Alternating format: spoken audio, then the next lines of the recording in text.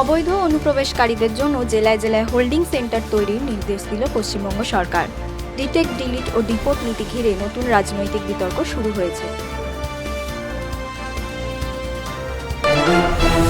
PMJAY ও HPV টিকাকরণ দ্রুত চালুর জন্য বাংলাকে তাগিদ কেন্দ্রের।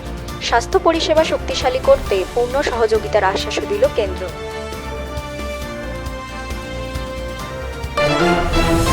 বকরি ঈদের ছুটির সূচিতে বড় পরিবর্তন পশ্চিমবঙ্গ সরকারের। ২৬ ও ২৭শে মের বদলে শুধুমাত্র ২৮শে মেকে সরকারি ছুটি ঘোষণা করা হয়েছে।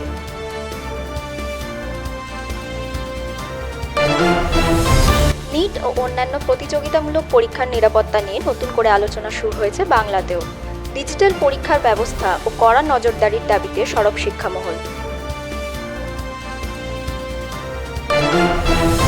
সিবিএসইর ভুয়ো সোশ্যাল মিডিয়া সার্কুলার নিয়ে সতর্কবার্তা জারি করেছে। রিভ্যালুয়েশন ও ফটোকপি প্রক্রিয়া বন্ধ হয়নি বলে জানানো হয়েছে।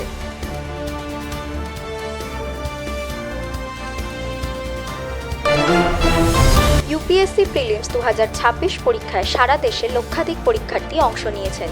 সবচেয়ে বেশি উপস্থিতি দেখা গেছে দিল্লিতে।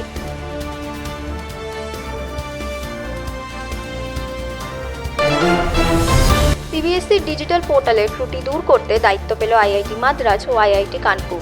পরীক্ষা ব্যবস্থাকে আরও শক্তিশালী করতেই এই উদ্যোগ।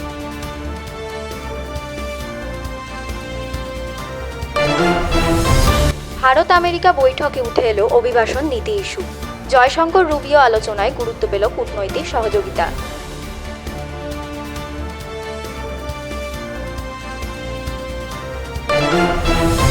জুলাই থেকে বাংলায় চালু হতে চলেছে আয়ুষ্মান ভারত প্রকল্প। ৬ কোটিরও বেশি মানুষ স্বাস্থ্য বীমার আওতায় আসবেন বলে দাবি রাজ্য সরকারের।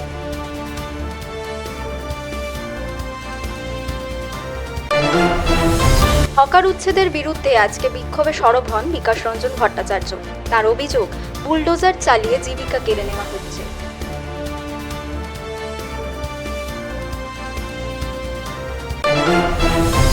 দক্ষিণবঙ্গে তাপপ্রবাহ ও অস্বস্তিকর আর্দ্রতা পরিস্থিতি আরও উদ্বেগ বাড়াচ্ছে। আইএমডি জানিয়েছে, বৃষ্টির সম্ভাবনা থাকলেও দ্রুত স্বস্তির সম্ভাবনা কম।